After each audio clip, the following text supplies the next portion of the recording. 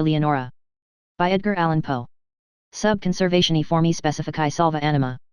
Raymond Lully. I am come of a race noted for vigor of fancy and ardor of passion. Men have called me mad, but the question is not yet settled, whether madness is or is not the loftiest intelligence, whether much that is glorious, whether all that is profound, does not spring from disease of thought, from moods of mind exalted at the expense of the general intellect. They who dream by day are cognizant of many things which escape those who dream only by night. In their grey visions they obtain glimpses of eternity, and thrill, in awakening, to find that they have been upon the verge of the great secret. In snatches, they learn something of the wisdom which is of good, and more of the mere knowledge which is of evil.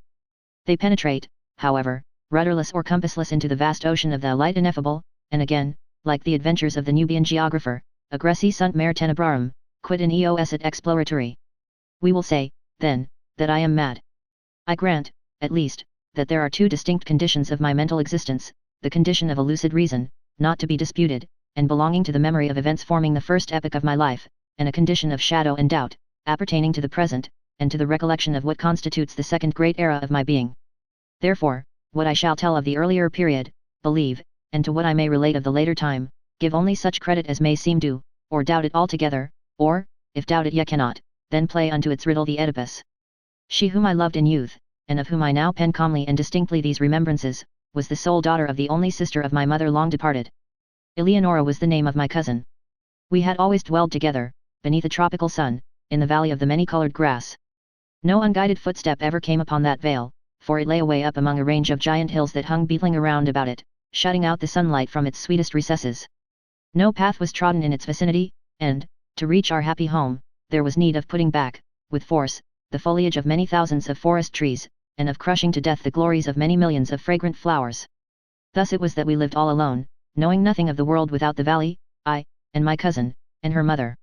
From the dim regions beyond the mountains at the upper end of our encircled domain, there crept out a narrow and deep river, brighter than all save the eyes of Eleonora, and, winding stealthily about in mazy courses, it passed away, at length, through a shadowy gorge, among hills still dimmer than those whence it had issued.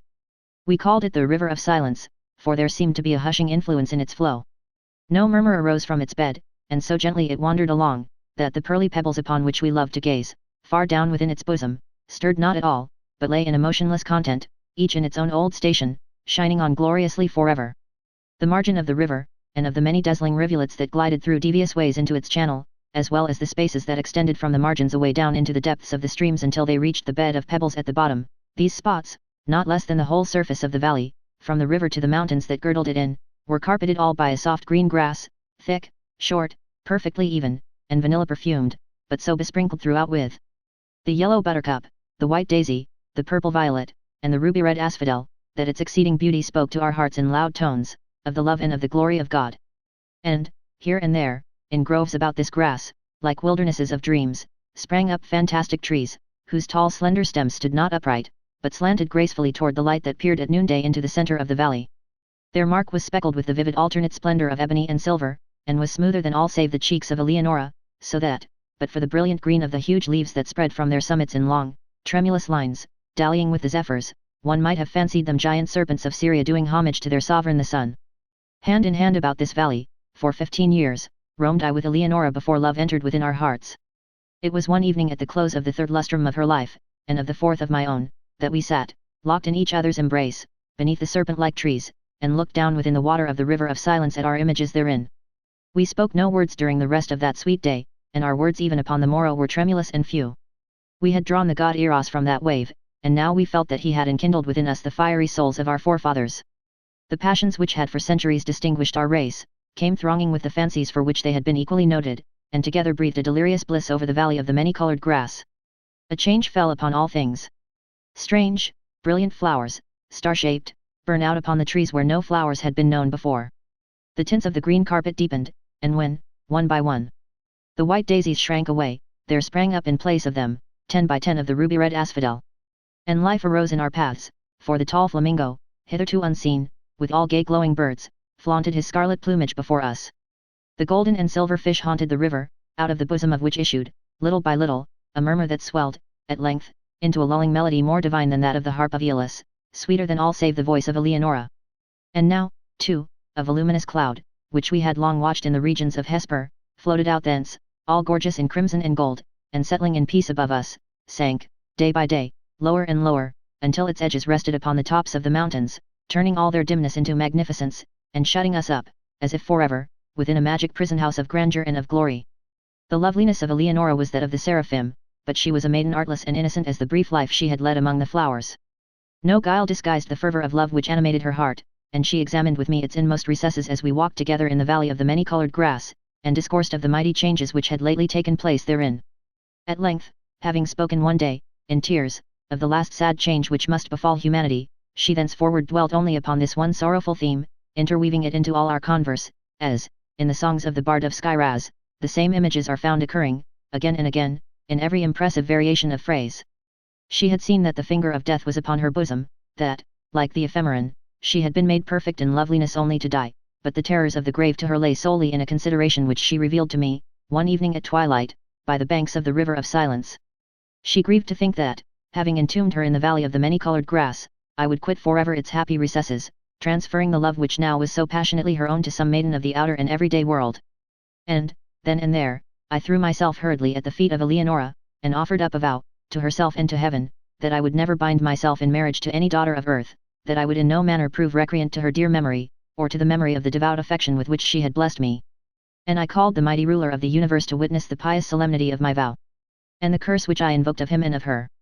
A saint in Helusion should I prove traitorous to that promise, involved a penalty the exceeding great horror of which will not permit me to make record of it here. And the bright eyes of Eleonora grew brighter at my words, and she sighed as if a deadly burthen had been taken from her breast, and she trembled and very bitterly wept, but she made acceptance of the vow, for what was she but a child, and it made easy to her the bed of her death.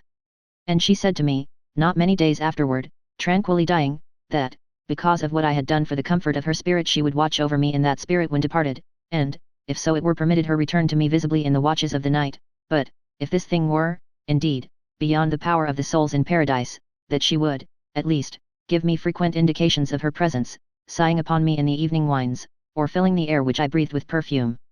from the censers of the angels. And, with these words upon her lips, she yielded up her innocent life, putting an end to the first epoch of my own. Thus far I have faithfully said. But as I pass the barrier in time's path, formed by the death of my beloved, and proceed with the second era of my existence, I feel that a shadow gathers over my brain, and I mistrust the perfect sanity of the record. But let me on, years dragged themselves along heavily, and still I dwelled within the valley of the many-colored grass, but a second change had come upon all things. The star-shaped flowers shrank into the stems of the trees, and appeared no more.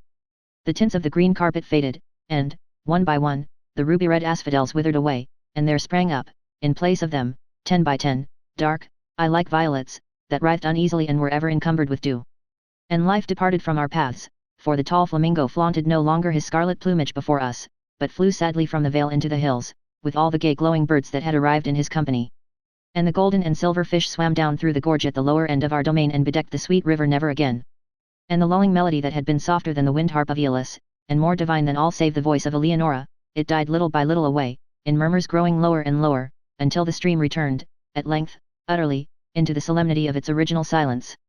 And then, lastly, the voluminous cloud uprose, and, abandoning the tops of the mountains to the dimness of old, fell back into the regions of Hesper, and took away all its manifold golden and gorgeous glories from the valley of the many-colored grass.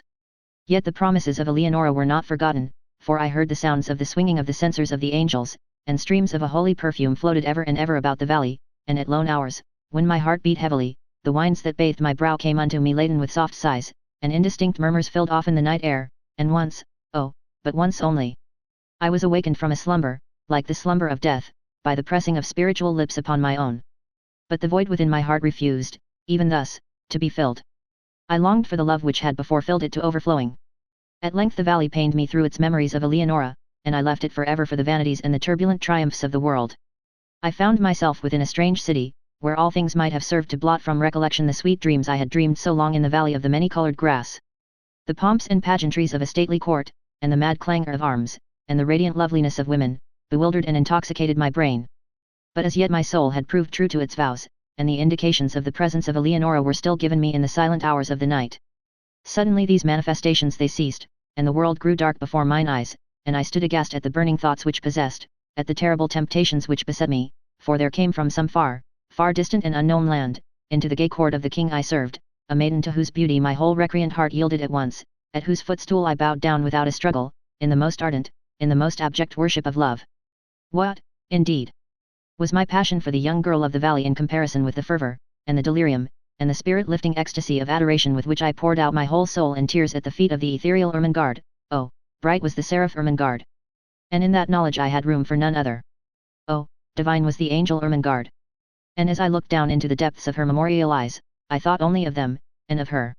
I wedded, nor dreaded the curse I had invoked, and its bitterness was not visited upon me.